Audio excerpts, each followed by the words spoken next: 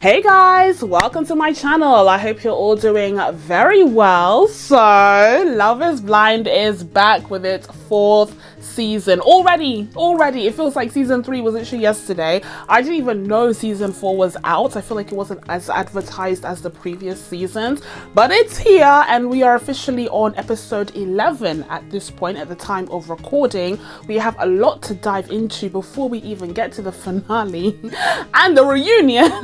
Which is due to be a live event this time. Netflix is going ham.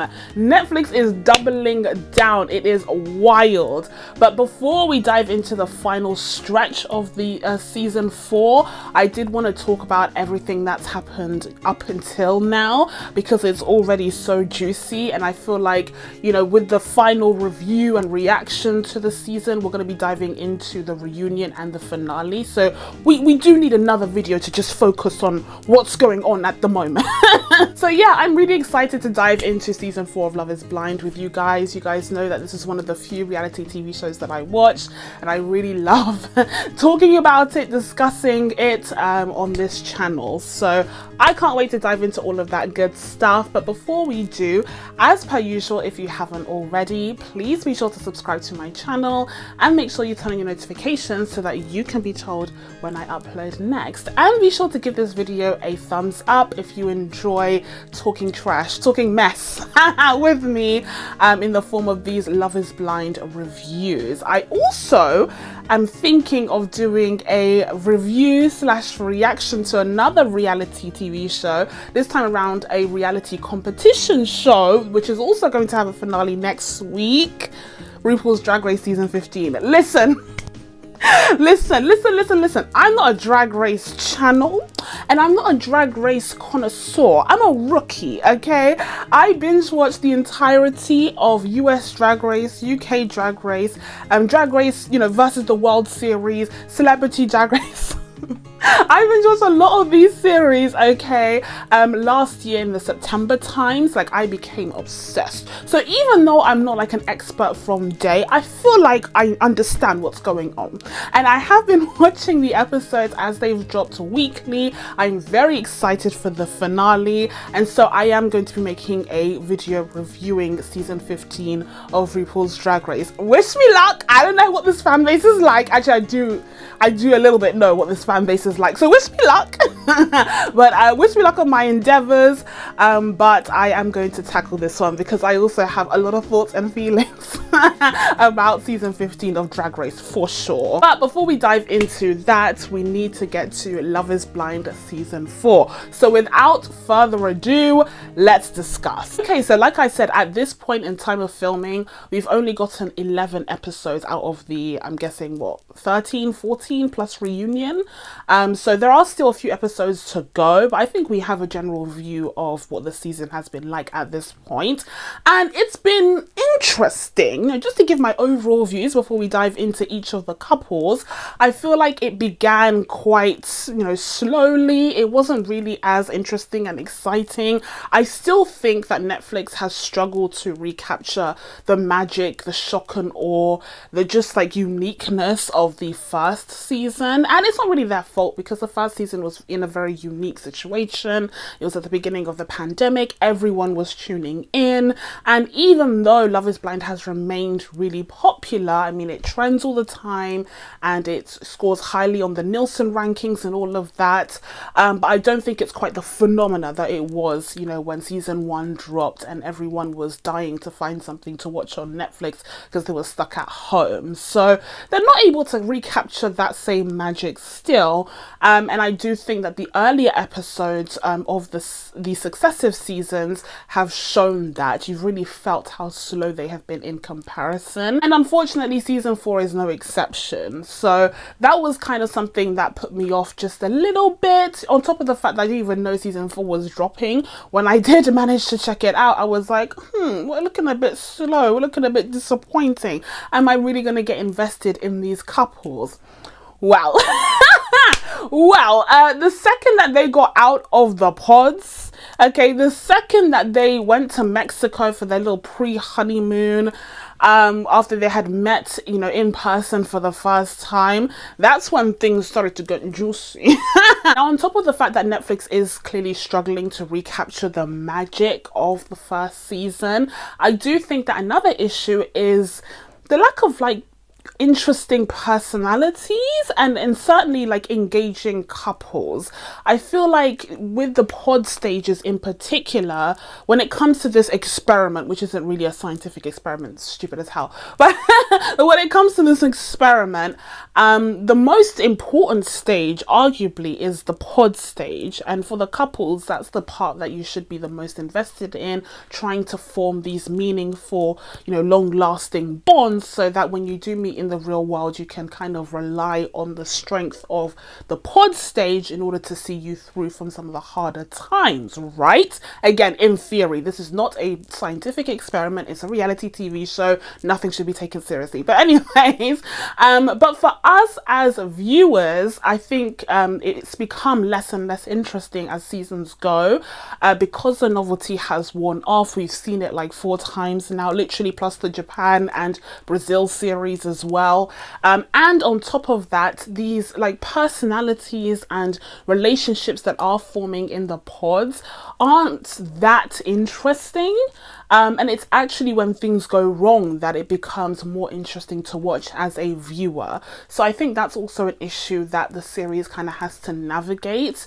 And I think that's why we saw that this season they really relied on the drama and the negativity, to be fair, in order to get more viewership. And I think that's a bit of a shame, because the first season did have like that wholesome quality to it. It was still a reality TV show, but it didn't feel as like malicious and like drama filled as some of the other like American shows that we see, like Housewives and Bachelorette. I don't really watch these shows, but I see clips from them, and they just seem a bit more like drama-full. Whereas with the first season of Love is Blind, it was like, oh, these people are trying to find love, and yeah, there was some crazy figures like Jessica and that, like, oh, that's wild, but they were like the exception, like they were, you know, the anomaly. Whereas now it's become more and more common to see problematic folk join the cast just to stir shit up and make it more drama and make it more drama-full.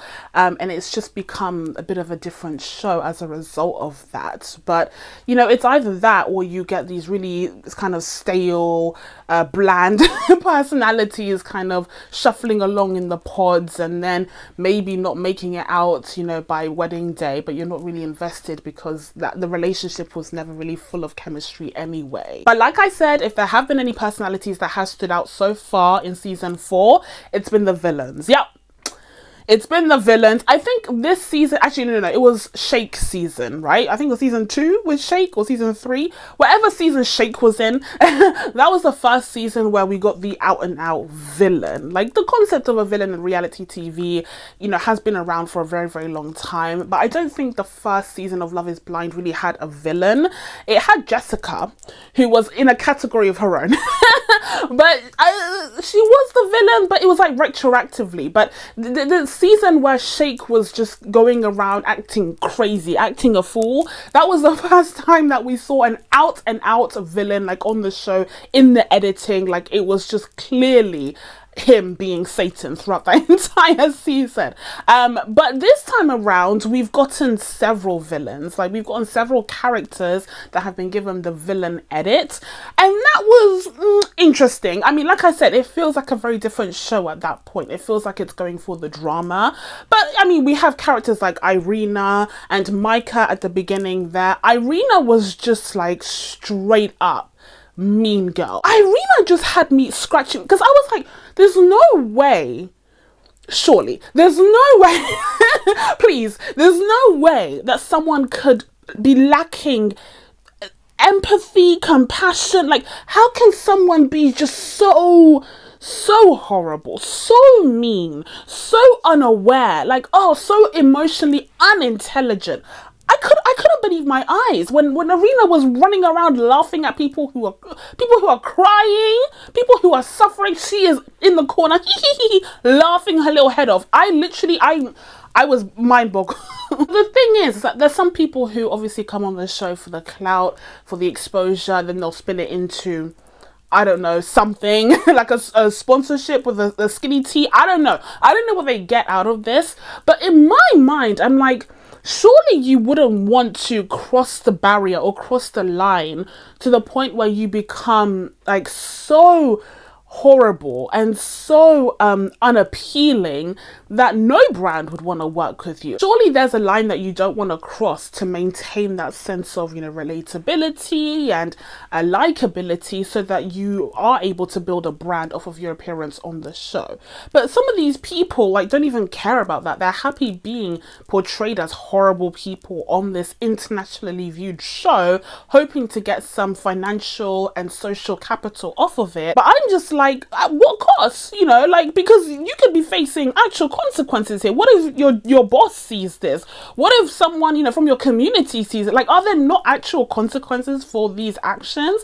It kind of blows my mind that they're willing to put their reputation through the gutter like that, just for the potential monetary and social gain. But listen, overall, despite some of the flaws and question marks that I have about some of the decisions that production has made, I'm in it. Do you know what I mean? Like, I can say what I want, but I'm here, I'm in it. Like, I'm watching it until the end. I'm just as enthralled as everyone else who's watching it, and I can't believe my eyes and how the drama has unfolded. Like, I'm invested.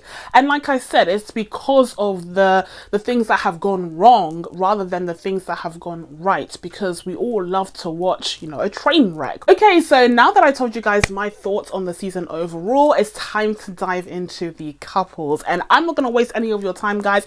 We are diving into the big one straight away. Yeah, it's Jackie and Marshall. Jackie and Marshall yo, Jackie and Marshall, step right up to the plate immediately. We need to discuss the mess that is this relationship, if we can even call it that. Now listen, one of the major themes of season 4 has been making the wrong decision. So if we fast forward back to the pod stages, we see that Jackie is presented with two choices for potential partners. Either she can go with Marshall or she can choose Josh. Now there's this like rivalry between Marshall and Josh, like when they're at the pod stages, and you get this feeling that like Josh wants to win Jackie. He's like, oh, I'm gonna beat you, I'm gonna win her, you know, like I can't lose to this guy. It's less about how he feels about her and more about winning her over Marshall, which made me sick, which made me made me want to throw up. I hated him. And so actually I was happy when Jackie decided to go along with Marshall, because he seemed like the sweeter guy, the more genuine guy who would give her, you know, a really great relationship and really, you know, love her and take care of her. So I was really happy that she chose, you know, the quote unquote nice guy rather than the bad boy who quite literally stunk from where I was sitting in terms of his personality. But then the second that they met, it kind of all went wrong. So let's discuss. First of all, before we dive into the mess that is Jackie, let's talk about Marshall for a second here. So like I said, Marshall presents as a really sweet, emotionally available, emotionally intelligent man. He's open with his, you know, thoughts and feelings. He wants to talk things out. And even when they were just like in the happy days of their relationship, he seemed really giving to Jackie.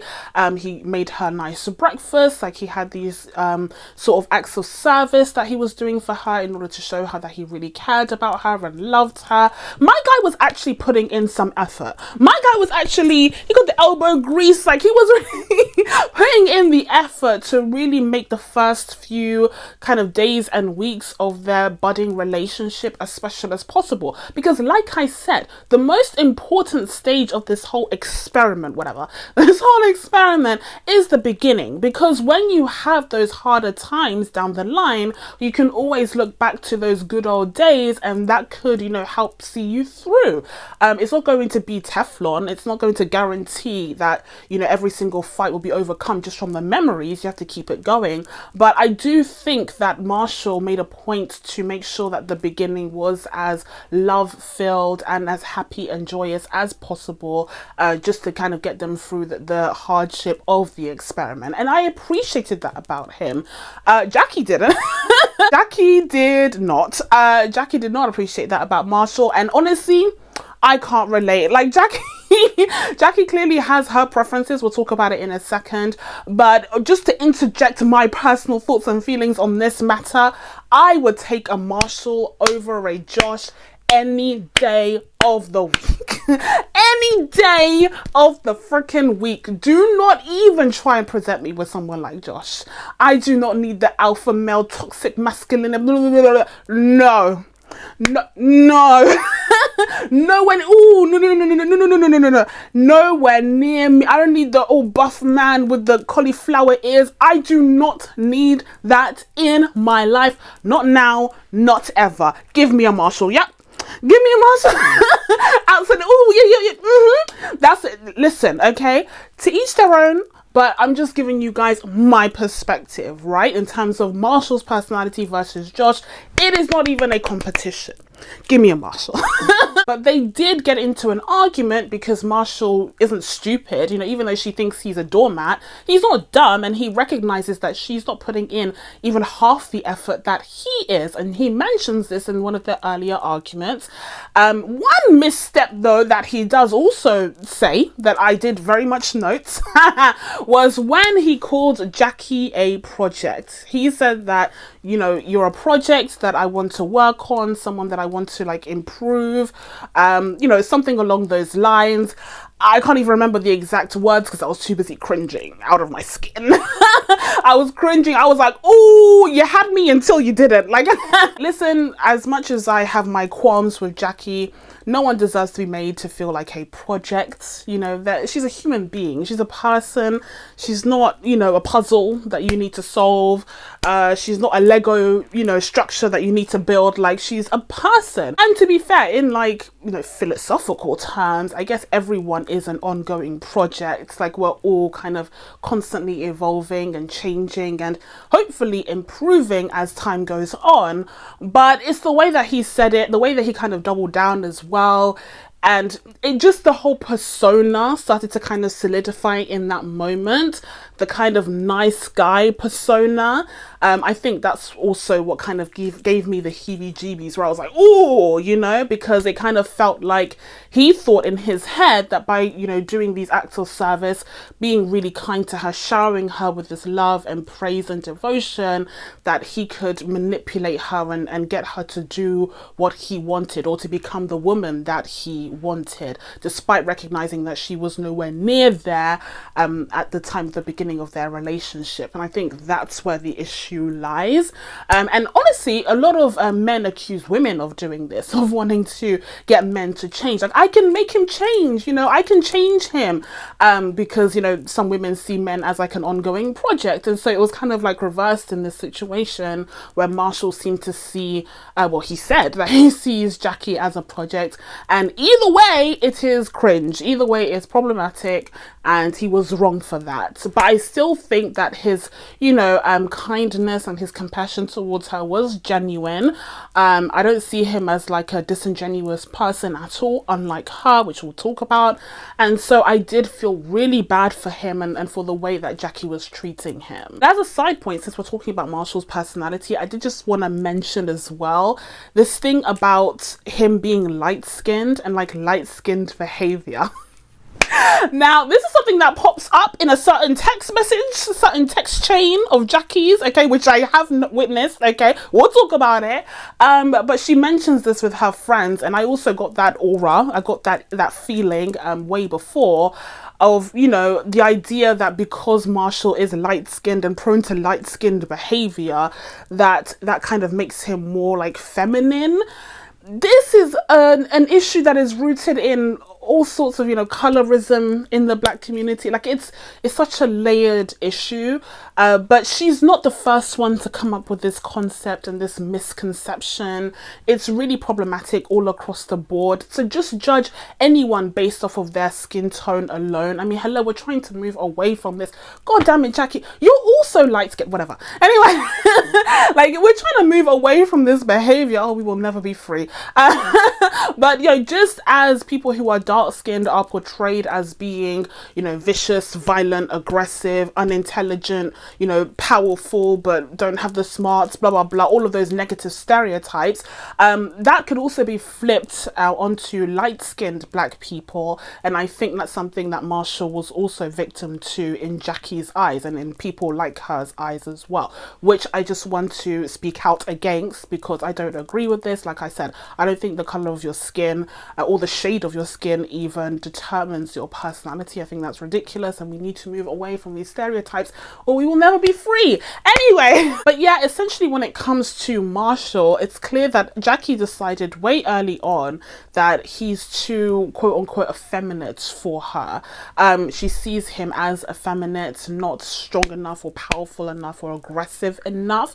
She's used to a particular kind of male partner, and I think what happened is that in the pods she recognized that Josh was more in that category of the guy that she usually goes for, but she told herself, perhaps from previous, you know, negative experiences, well, I'm on the show and I want a different outcome, so why didn't I go for a different kind of man? And I think that's why she chose Marshall in the pod stages. But after spending time with him, like, you know, physically getting to know him a bit better, she just could not make her heart or her vag she could not make herself, her body, get in line with what her mind's intentions were to kind of move away from those problematic patterns.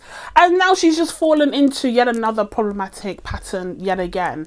But regardless of what her preferences are, she's allowed to have those preferences, even if they are toxic or based in trauma or whatever. I'm not here to diagnose her. Regardless of what her preferences are, though, the way that she treated Marshall was trash. Garbage.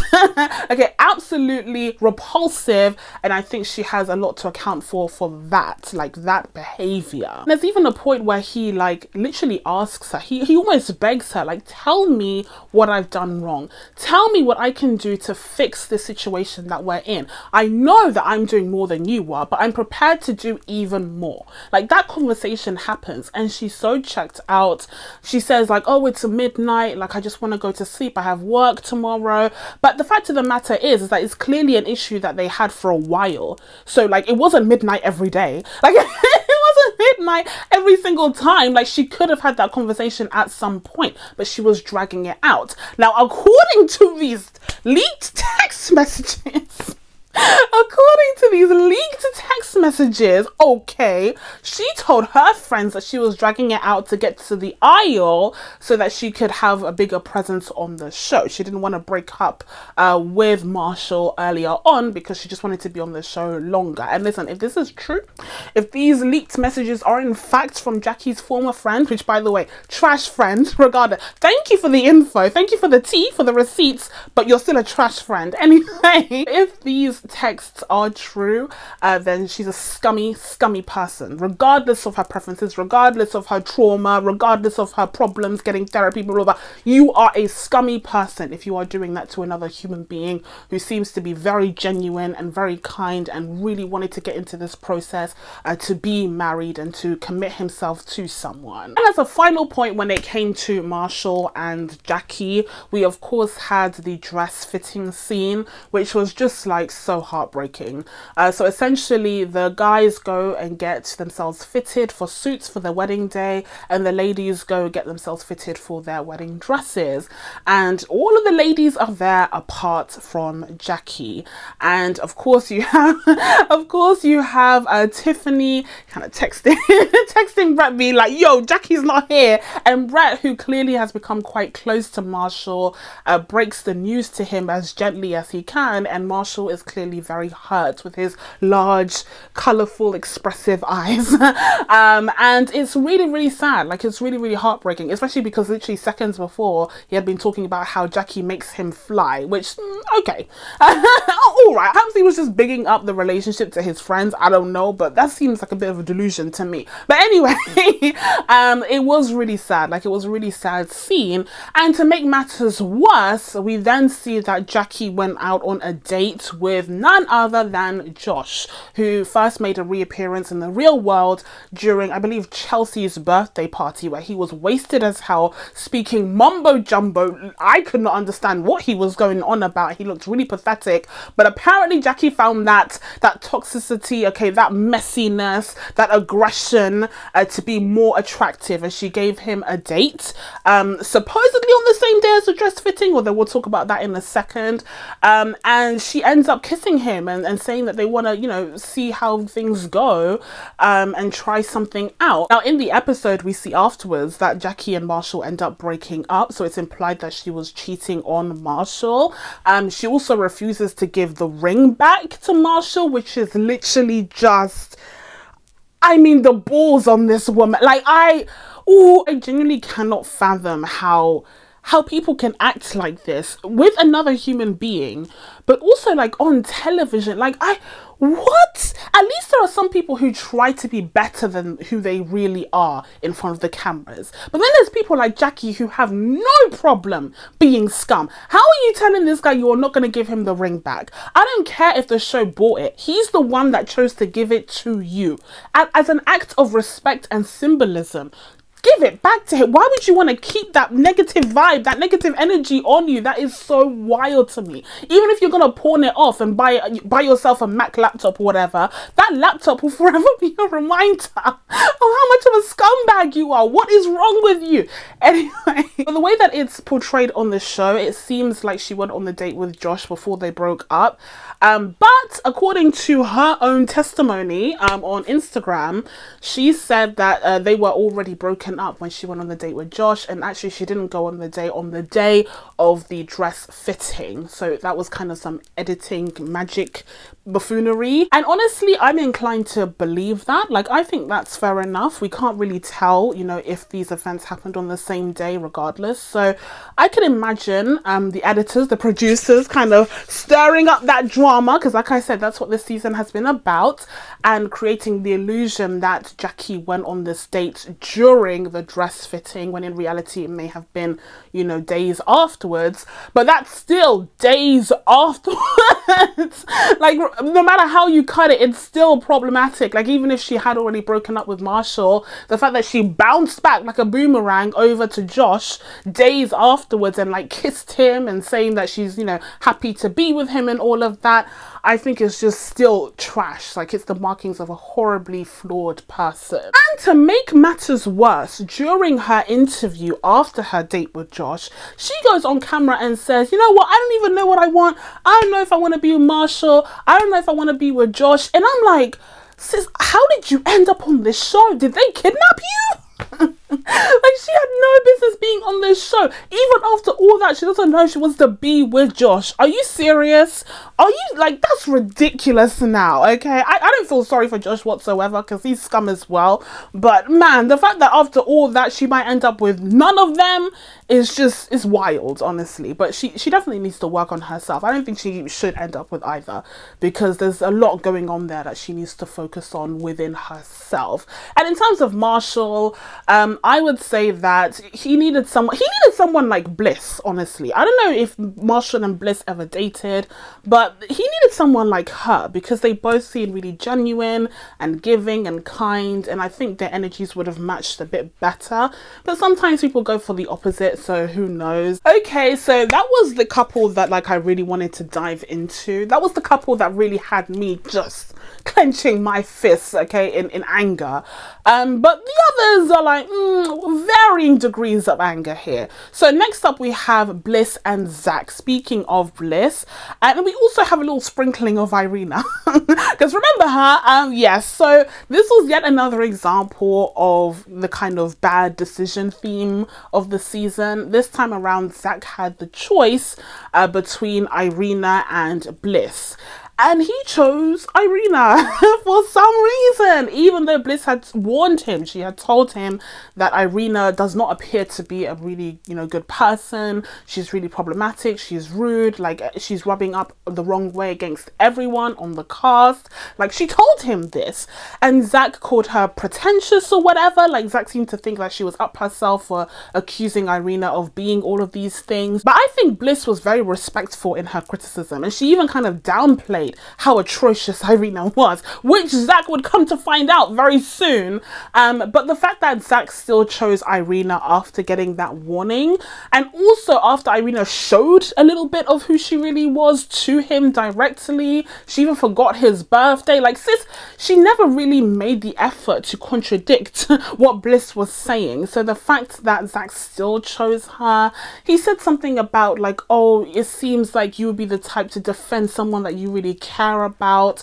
You know, you would really stand up for someone that you love. And I got the sense that Zack wanted Irina to do that for him. Like, it would be them against the world, where Irina's a bitch to everyone else. But when it comes to her man, she's gonna stand up for him. I think that's what Zack envisioned when he heard that she was a bit feisty, a little bit saucy, and she was like, oh, I'm gonna get me a saucy Russian that's gonna stand up for me and win all my battles for me. But instead, he ended up with a bully. Instead, he ended up with, you know, someone who directed their viciousness and rudeness and bullying towards him. It kind of bit him in the butt in the worst way.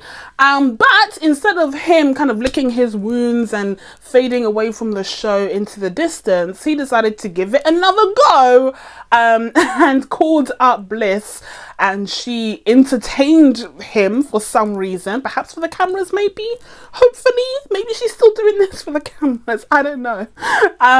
But yeah, she actually gave him the time of day for some reason, and they ended up getting back together. Not only did they end up getting back together, but he proposed to her and she said yes. Now listen, I know that a lot of people are really pissed off at both Zack and Bliss for getting back together again, despite the fact that Bliss was clearly Zack's second choice. Now, some people have tried to defend this and say that, you know, for most married people, their spouses aren't their first choice because they would have had exes, you know, people that they dated previously. And so when they met their spouses, they knew that they were the right ones, and, you know, they kind of sealed the deal there. So technically, it's very rare to have your first choice as your spouse. But I don't think this is the same situation. This isn't the same as like dating around for years before finding the right one. In the case of Irina and Bliss, they were both dating Zack at the same time and during this weird experiment. He had pretty much the exact same experience with both of them at the very same time, and at the end of the day, when he was presented with, you know, two options, he chose Irina as option number one. So Bliss was most definitely option number two, and that's very different to, you know, finding someone along the way who you want to marry after years and years of dating other people. That's not the same thing, okay? So I do think that Bliss has every right to be annoyed and angry about being the second choice, because she was quite frankly the definition of the second choice. I mean, we saw this previously with what was her name? Was it Ileana? With that guy, that black guy in a previous season, I think it was season 2, but it's happened before. But either way, they still have the right to be annoyed at being picked second. So I agree with the people who are annoyed on behalf of Bliss that Zack chose her second. But what kind of baffles me is that they decided to proceed with their relationship on the show still. I think I would have had more respect for Bliss if they decided to figure things out off the show without the pressures of Netflix.com shoving lights, cameras and NDAs down their throats. You know, like if they wanted to just see where it takes them in their own time, I would have completely understood that, because the fact that Bliss was chosen second, you know, may have been a hurdle for their relationship, but I don't think it needed to be like a complete turn off, you know, guarantee that they never get back together again. So long as they take the time to get over that hurdle properly and in their own time, without the pressures of being on a reality TV show, I would have respected that 100%. But what I find really bizarre is that they instead decided to fast track that process, and Zack went on to propose to Bliss as if nothing had happened before, trying to catch up with the rest of the group, I guess. And now they're just acting like, you know, they're part of the gang, they're about to get married and all is fine and dandy. And I think it's just like, it's not genuine, it's not real, because we saw what happened before and we see that it's still impacting your relationship, unless what's luring them in is the appeal of having a free wedding, right? Like having a free honeymoon, a free wedding rings, you know, free dresses and all of that. You know, maybe that's why they're kind of drawn to it. Perhaps they're paid by episode as well. I don't know. But I do think that it must be a money thing. That's the only reason why I could think that they would try and pursue this relationship in such a fast-tracked way on the show, instead of exploring it in their own time, if that's really something that they want to genuinely do. And it seems like I'm not the only one who has massive questions about Bliss and Zack's relationship. Because Bliss's father also has massive questions. Now, first and foremost, you know, you get to the mums, Zack's mum, Bliss's mum, and her sisters and that. They are absolutely fine with all of this. Yes, they definitely defend their loved one, you know, their daughter and sister. They want to show that they are there for her and they are strong and caring. And, you know, they do definitely give Zack a little bit of shit about, you know, him choosing Bliss second. That is brought up during that conversation. There's a bit of a moment of silence when that is revealed. But otherwise, you know, Bliss's mom is just excited to have grandbabies. Like she's fully on board. She's like, listen, I know you're smart. I know you know yourself. So if you're on board with this, then so am I. And that's cute and that's supportive. But then we get into Bliss's father's house. So now Bliss's parents are divorced and Bliss's father has remarried. And so they're having dinner with Bliss's father and her stepmother and their family. And things do not go well. Like, Bliss's father, okay, I'll start off with this, right? I'll start off with wagging my finger a little bit here. This guy was just a little bit too rude for me.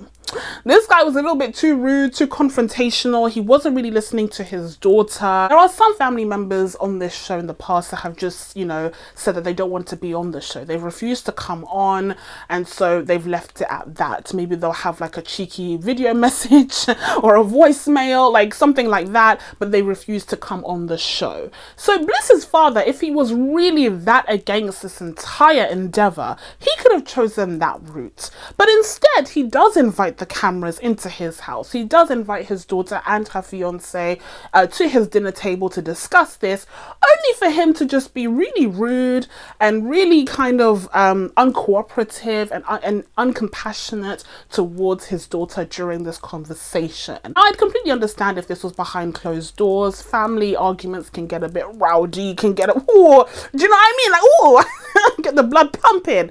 But this was in front of cameras. And listen, no matter how angry I am, okay, no matter how upset I am as a theoretical parent, there ain't no way I'm gonna let my child look stupid in front of those cameras. There ain't no way I'm gonna let my child look wild in front of an audience of millions. That's simply not going to happen. I am going to reel it in. I'm going to say my points, but you're gonna get the abbreviated version, okay?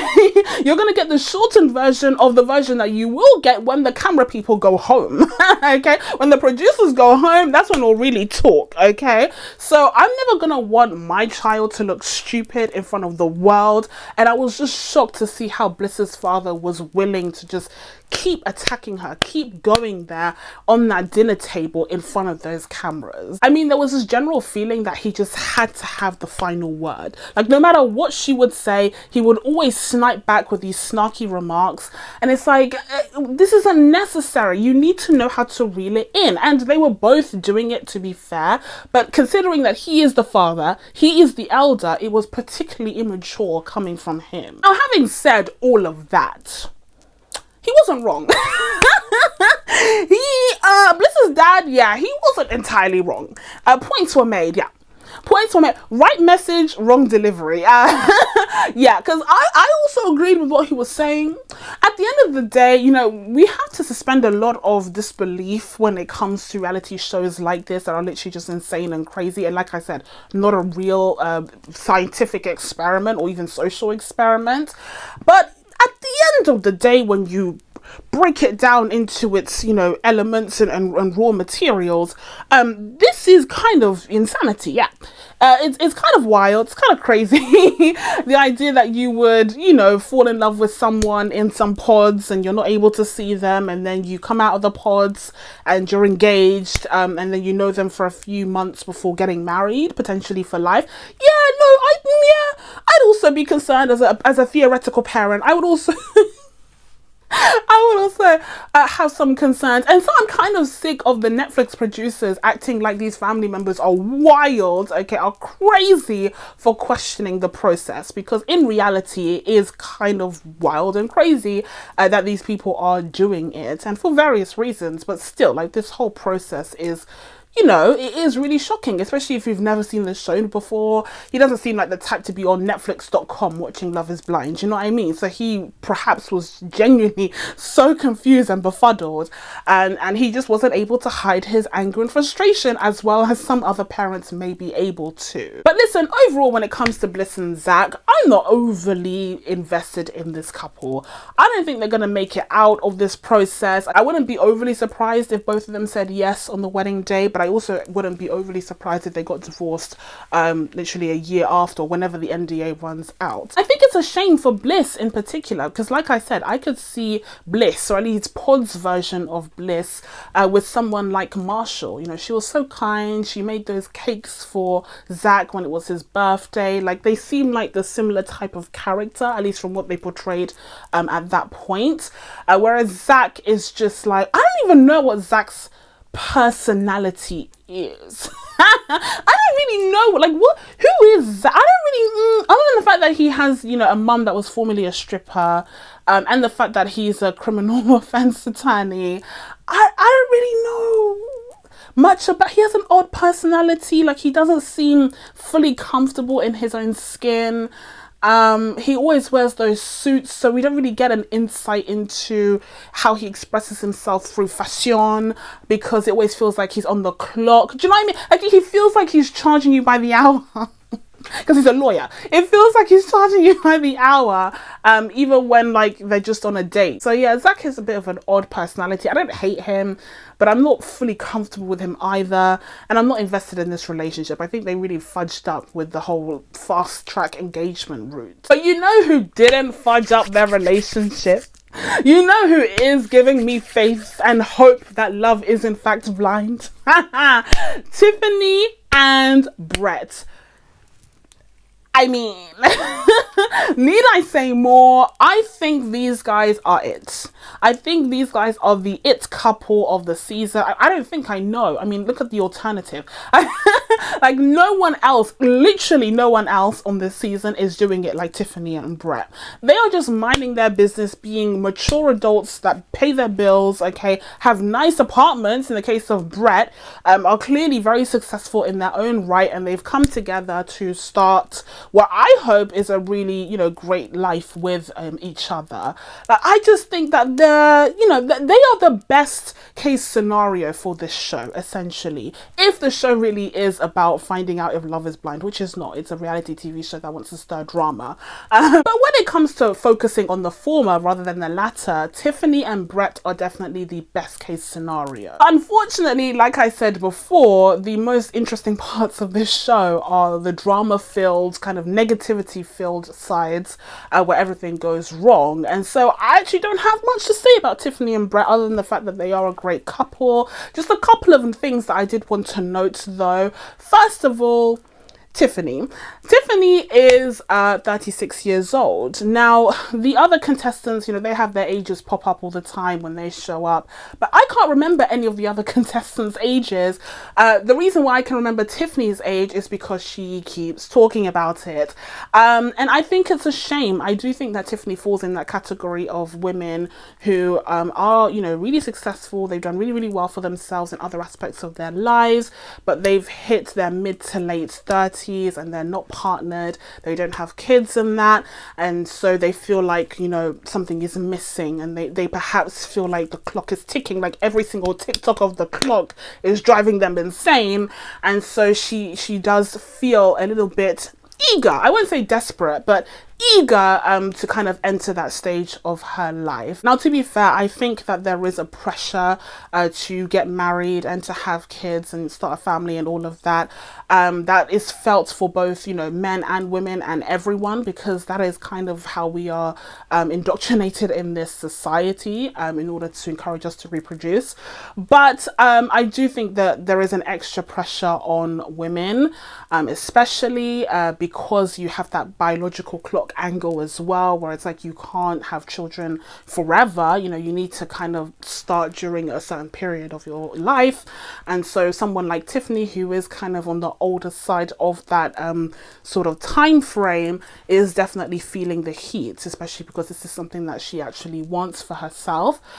So that's why she just keeps emphasizing, like, yeah, I'm a 36-year-old woman, I've dated a lot, blah blah blah. She's really tried to put herself out there clearly, and you know, I could tell that she, you know, wanted to be further along in this process in terms of, you know, having a family and kids and all of that, ideally, but that didn't work out. And so now she's found, you know, someone like Brett, and she seems really happy to have him in her life now, and she keeps reminding him of that. I think in the early episodes there were times where, you know, they're great together, don't get me wrong, but there were times where she veered a little bit towards being his fangirl rather than his partner. Like, there were times when she was, you know, really saying, like, you're a great man, like, this is great, this is great, this is great, this is great, like, really laying on the compliments. Maybe because she was, like, really excited, or maybe because she felt like she really wanted to show him, you know, what a great guy he was and really big him up, appeal to his ego, so to speak. Either way, she did kind of give fangirl vibes at the beginning there, but I think now they've kind of balanced each other out and settled down. And, you know, when they were, you know, talking to each other's friends and family members, like, they just seemed like such a tight unit. I mean, like I said, this is the best case scenario for this show. It really seems like they've worked things out beautifully, and I'm really rooting for this couple. The second thing I wanted to note as well was there was this really cute scene during the dress fitting / suit fitting episode where Brett, you know, he's talking to the tailor about what he wants in his suit, and he's talking about how he really likes having little details in his clothes because he's a designer, so he's very detail orientated. And it's funny because they cut to a scene with Tiffany during the dress fitting where she's looking at dresses, and she mentions that she wants a dress with details because that's something that Brett kind of looks out for, and that's something that he has in his apartment and his clothes. And so again, it just feels like they really know each other, they're really in tune with one another, and I think that's a really beautiful thing to watch. I hope they end up getting married. I believe they will. I'd be really shocked if either of them said no. It would literally come out of nowhere. But they did have that little cliffhanger at the end of episode 11, so I don't know what Tiffany was crying about there, but hopefully it was just about getting a stain on her dress or something. Like, hopefully it wasn't about anything too serious, because we need a win. We need a win, and these guys are our best bet, so let's just hope and pray that it works out. Okay, so next up we have Micah and Paul. Listen, they're not as bad as some of the others, okay? But for me, the big question is, like, why? Like, for me, like, I just, okay, well, let's discuss. Let's go back, you know, back in time to the pod stages. Micah is also in that same category of, like, choices were made. This time, I think she may have made the right choice, or the only choice that she really wanted to make, because the options were Paul and Kwame. Now, Kwame we'll talk about. Don't even worry about it. We'll talk about him next. But Kwame was clearly very into Micah, but Micah chose Paul over him. I suspect for a number of reasons. But Paul and Micah ended up together, and they were there, you know, during the pre-honeymoon. They seemed like they tolerated each other's presence. Like, I don't get the vibe. I don't get the chemistry. There's no electricity there. Like, Paul just seems so tuned out, like, whenever he's with Micah. Micah seems attracted to him, like physically, but I'm not getting the vibe that she's in love with his personality. I'm not getting the vibe that, like, not like Tiffany. Do you know what I mean? It's not giving Tiffany and Brett. That's for sure. I really do just get the sense that they tolerate each other's presence. I'm not seeing love of my life from either of them. I'm not getting that vibe whatsoever. So I really don't understand, like, when Micah keeps saying, oh, I love him, and, you know, he's it for me, I can see my future, and blah blah blah, and then he's saying the same thing about her. I'm like, maybe when the cameras are off, maybe when I'm not around to watch you guys, to observe, like, I don't know. Like, I don't know what these crazy kids get up to in the dead of night, but from what I'm seeing, it's giving dead. It's giving lack of chemistry. It's giving it's not going to work out within a few months. But the couple did have a few hurdles earlier on in the season where Micah was not accosted by, but approached by Kwame, who still, you know, clearly was very into her, especially after seeing her in person, and he was flirting with her, even though he had, you know, dedicated himself to Chelsea, whatever, scumbag. Anyway, but he was still flirting with her, and he was flirting with her on Chelsea's birthday, during her birthday party. That was so scummy to me. This guy has literally no dignity, no shame. Horrible person. But yeah, he was clearly into Micah. This is the kind of woman that he finds himself attracted to, a very particular kind of white woman. This, like, she kind of looks like she's from the UK, honestly. Like, if she didn't speak, I would assume that she was like an Essex girl or like a northerner. Like, she really does give UK vibes. But anyway, and she's a little bit more on the, like, I mean, I don't want to judge this woman because I don't know her personally, but she's giving more like chavvy. Do you know what I mean? She's not giving like hipster. She's not giving academia, dark or otherwise. Do you know what I mean? Like, she's giving chav. She's giving Fashion Nova. She's giving. You guys know what I'm saying. I'm not trying to cuss her out. I'm not saying that she's an idiot or whatever, but I'm saying that she's a very particular flavour of blonde white woman that seems to attract Kwame, very much so, but doesn't seem to make sense for someone like Paul. Because Paul is a scientist and he's a self-proclaimed intellectual. You know, he seems like someone who's really analytical about things, who's really clever. So I really do not understand why 2 + 2 = 78 here. Now, his thing is, you know, he claims that Micah helps to tone down his overthinking and, like, brings him back down to earth and, like, you know, helps kind of turn off the voices a little bit. Now, listen, I actually relate to Paul quite a bit. Okay, as someone who, I'm not a scientist, but I consider myself an intellectual, yeah. And I consider myself someone who is definitely an overthinker and overanalyzer, for sure. So I do see the appeal of having someone who kind of balances that out, to kind of tone that overthinking down. But I also can't imagine myself, again, this is me, this is not Paul, but I can't imagine myself being with someone who wouldn't be able to meet me at my level when it comes to, like, conversation, when it comes to engagement, when it comes to passion about something. Like, I'm passionate about a lot of things. I like films, I like TV shows, I have a law degree, and I like trains. Like, I'm passionate about a lot of things. I like history, and so I really like to delve into these things. And one of my pet peeves is when I'm talking to someone who's, you know, really checked out or can only engage in a very surface level manner. That to me is just so unappealing. It puts, you know, it puts me off. I don't really find that attractive. And some people are just like that. Some people don't think about things as deeply, and that's okay, but it just makes them uncompatible or incompatible with me. And I would imagine with someone like Paul as well, which is why I don't really see the connective tissue between him and Micah. Because I think it's safe to say that Micah seems a little bit more, you know, superficial than Paul. I mean, she certainly comments on his looks and his taste a lot, and that doesn't seem to be something that's on the forefront of his mind. To be fair though, going back to me for a second, I think I'm a combination of both of these guys, because I also can be quite superficial. I do like the aesthetic, you know, so I do understand having that kind kind of balance. And again, even after having considered all of this, and you know, I'm an overanalyzer, right? But even after having considered, you know, all of these different angles, the fact of the matter is, these guys do not have any chemistry with one another. And so no matter what explanation I try to think of, I'm like, well, at the end of the day, the chemistry is not chemistrying. So what's good? Like, what is actually happening here? What are they fighting so hard for? Because their relationship just seems to be so bland to me. And honestly, low key, I feel like Micah may be trying to play up how she feels about Paul. And I think the big tell was when she found out that Irina had been hitting on Paul and like flirting with him when they were in Mexico. Because when she found that out, her reaction was low-key. Her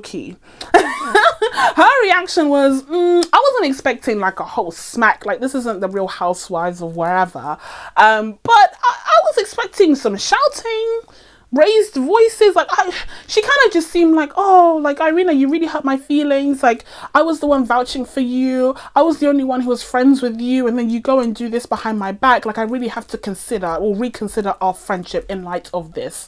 Kind regards, kind regards, Micah. Like, that's what it was giving. And I'm just like, I mean, if you really love this person, if you're really head over heels for this person and you hear that your friend has done that to you, I feel like your reaction will be a bit more impassioned, you know, a bit more saucy than that. So I really don't know what's going on. But if they don't end up getting married, I suspect that it will be Paul saying no, because he just does not seem like he's head over heels in love with Micah. Like, you can't convince me, I'm sorry. You really can't. He certainly doesn't like her friends, which, by the way, side note to the side note, Micah's friends, interesting. It was funny to me because earlier on in the season, Micah and Irina were clearly the bad guys. Like, they were clearly the high school mean girls of the group. But then it became clear that Irina was the real bad guy who had kind of roped Micah in. And Micah's actions, you know, should not be excused. She was still acting really poorly. But it seemed like she wasn't as insidious as Irina, right? But then, you know, having been introduced to Micah's real life friends in the real world, it all kind of came together. It all started to make sense, where I was like, oh, I see now. So Micah was attracted to Irina because she reminds her of her bestie in the real world, who is also a bitch. And lastly, we have the final couple of the night, and that is Chelsea and Kwame. Where to even begin with these guys? I mean, we'll start at the beginning. Like I said before, Kwame was initially attracted to Micah. He wanted to be chosen by Micah, but she went ahead and chose and chose Paul. Even though I think personality-wise should be a better fit for Kwame, but it's always all about the personality. And so Kwame found himself choosing Chelsea and proposing to Chelsea, who I really liked. You know, even in the pod stages, Chelsea stood out as a standout human being, especially when she was defending that woman. What was her name? Amber? Someone? I can't remember what that woman's name was, but she was crying at one point, and Irina was just like in the corner, kind of sneaking a look, and she was laughing and just being a horrible, terrible person all around. Then she giggled and ran back to her bestie, Micah, who was also laughing and being a terrible person. And then Chelsea like actually confronted her and confronted them, and I thought that was a really stand-up thing to do, especially for people who are, you know, virtually strangers, but it just showed her character and her personality, which I really appreciated. But what I really did not appreciate was how Kwame was treating her from the second that he chose her and met her in real life. Because, like I said, in Mexico, he was, you know, flirting with Micah and talking about how Micah is his type and he finds Micah attractive. And it really wasn't fair on Chelsea because she was literally being treated like crap, like right in front of her eyes. Now, to her credit, she did call Kwame out on this, and they did actually have an argument or a discussion about it. And that's what I like about Chelsea as well, is that she's a really good communicator. Sometimes Kwame sees it as her being confrontational or argumentative or whatever, but she does make sure to express how she's feeling. She's not one to like hold things back and let it fester inside of her. Perhaps that's from experience, perhaps that's something that she's had to learn along the way, but either way, she's learned the lesson and she's really upfront with Kwame. But my problem is that despite the fact that she is a good communicator and she is able to call Kwame out on his BS, I still get the sense that at the end of the day, regardless of what he does, regardless of the number of red flags that are waved in front of her eyes, she's still going to ignore it because she has her mindset on a goal, a vision, a dream. And that is to be married, to have children, to start that kind of chapter of her life that she's clearly dreamed about for a very, very long time, as soon as possible, and with someone like Kwame, because maybe she has a fetish for black men. I don't know. She's not looking to wait several years. No. I don't know what this timeline that Kwame has working with, okay, but she's looking to start ideally as soon as possible, because this is the goal that she went into the show with. And so now, speaking of red flags, we need to get into Kwame, because what does he want in all of this? I genuinely do think that he liked Chelsea at the beginning. I do think that he was attracted to her. He was happy with her. Like, I did see a little bit of chemistry there, unlike with Paul and Micah, where I never saw any chemistry whatsoever. So there's that, I guess. But I think the more that these guys have talked about the future, about what they want, their goals in life, you know, the fact that Chelsea wants to start having kids as soon as, whereas Kwame is looking to start, you know, a few years down the line after he has explored the world and all of that. I think he's realizing that they have some pretty big differences in what they want in life at this stage. And I think it's kind of turned him off of Chelsea, you know, on top of the fact that he finds Micah more physically attractive and he was more attracted to her personality in the pods anyway.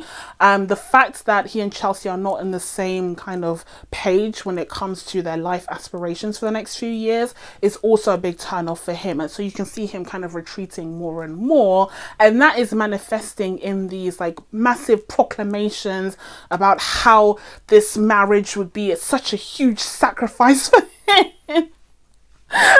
He were to go ahead with it, like, oh, the sacrifice, the trouble and toil that I would have to go through to be married with you, Chelsea. Oh, I have to move from Portland to Seattle. Oh,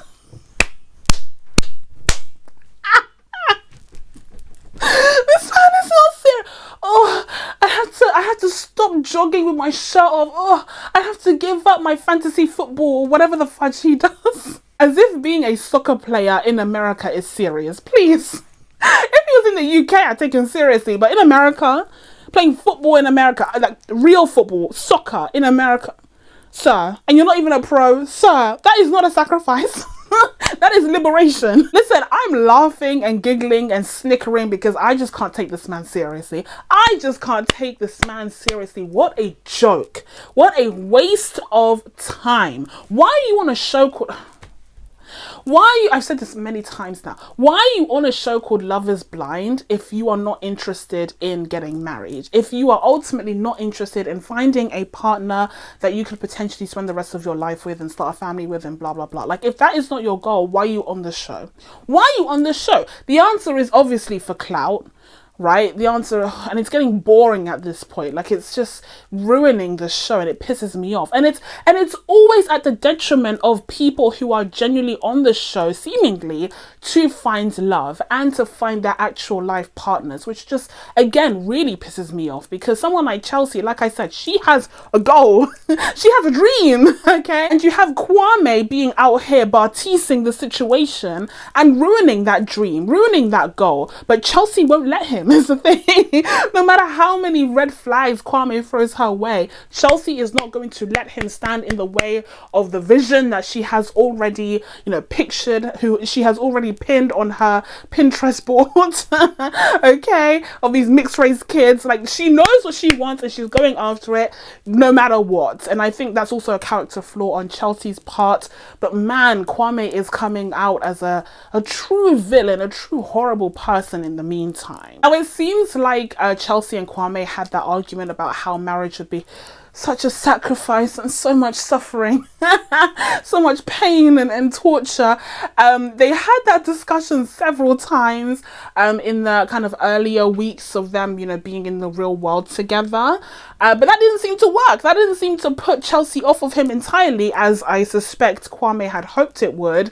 And so he moved on to plan B. And that was his mother. Listen, whenever in doubt, throw in the mother-in-law, okay? Throw in, I think that's a bit rotten, honestly. I think that's rotten and ruthless. But he threw in his mother, and he said his mother does not approve of the situation. His mother is Ghanaian. He's from a Ghanaian background, and she's not having any of it. And apparently Kwame was talking to his mother on the phone whilst they were filming. I don't know if I believe that, quite frankly, because I know how African mums talk. Not to generalize, I'm talking about my mum, whatever. But I know how African aunties talk, and let me tell you, if those mics, if those Rode mics that the Netflix crew are using are worth half the money, okay, that they paid for them, then you would hear that mum. You would have heard her, you would have heard auntie talking, okay? So I don't know if he was actually talking to her live as he was being recorded, but regardless, you know, she doesn't seem to want to appear on the show. He does have the support of his brother and sister, but, you know, in terms of his mum, you know, he obviously holds his mum's opinions to high regard, and so the fact that she doesn't approve of this process is like putting him off, allegedly. I don't believe any of this. Again, I think this is plan B to get Chelsea off of his back. He's tried the whole marriages torture and sacrifice to me thing, and that didn't work. Although I will say, you know, I do think that Chelsea was a bit cavalier about the points that he raised. I mean, I'm being cavalier about the points that he raised, but that's only because I see the big picture now about, you know, Kwame's true persona. But I do think that, you know, Chelsea should have listened to him a little bit more and not been as dismissive about these sacrifices that he would have to make for this relationship to work. And to be clear as well, I think it's more than valid for Kwame to, you know, want a different path, you know, want a different life for himself and not be on the same page as Chelsea in terms of timeline and in terms of, you know, when they have kids and all of that. Like, I think that's perfectly fine. It's just the way that he's going about it. It's the same situation as Jackie, where it's like their opinions and their preferences are valid, but why do you have to be such a trash person in the meantime? And the answer is because they want more camera time, you know, they want more screen time on the show, and that just makes them an even trashier person. But anywho, going back to the mum, so he's gone to plan B, which is plan mummy, and I'm also pissed at this attempt to get Chelsea off of his back, because it's like, if you're really genuinely going on a show called Love is Blind, where you could potentially meet, you know, your life partner, you could potentially meet your wife, why would you not check to see if your mum would approve of this and approve of this process beforehand, before you went on the show, if your mum's opinion really is that meaningful to you? Right? Like, you would definitely make sure that your family was on board with this. If you knew that this was going to be a deal breaker, why would you spring it up on them, you know, by surprise, only for them to disapprove and only for you to break off that engagement because you know that there's no way you can marry someone that your family doesn't approve of? That makes no sense. And that's another reason why it's clear to me that Kwame was never serious to begin with. So yeah, in conclusion, when it comes to Chelsea and Kwame, unfortunately, we have yet another case of a couple that's on not on the same page. They're not even reading the same book. Like, they are reading completely different books on the opposite side of the library. In the case of Chelsea, she clearly is on the show, I think, for genuine reasons. She wants to get married. She wants to start that next chapter of her life. She's also in her 30s, so she's feeling that tick-tick biological clock going. And as a result, she's kind of, you know, brushing off all of these glaring red flags and dismissing a lot of these problematic aspects of her relationship, perhaps to even a delusional level, to really focus on the quote unquote positives of their relationships to kind of get her through to the wedding day. And I think that's a character flaw again, but overall I do like Chelsea, and I think that she does deserve better than what she's getting with Kwame, although I did not enjoy that underwear photo shoot. That one could have been left on the cutting room floor. Netflix, you didn't need to force us to sit through that, please. Please. But that's it from me, guys. Now that I told you guys my thoughts on Love is Blind season 4 episodes 1 to 11, it's time for you guys to let me know what you think of the season so far down in the comments below, and what do you think is going to happen in the season finale and in that reunion that will be taking place live. It's gonna be wild. It's gonna be insane. Oh my goodness, I might actually watch it live depending on what time it's on. But in the meantime, please be sure to subscribe to catch new videos coming up. Thank you guys so much for watching. I really appreciate it, and I will see you in the next one. Bye.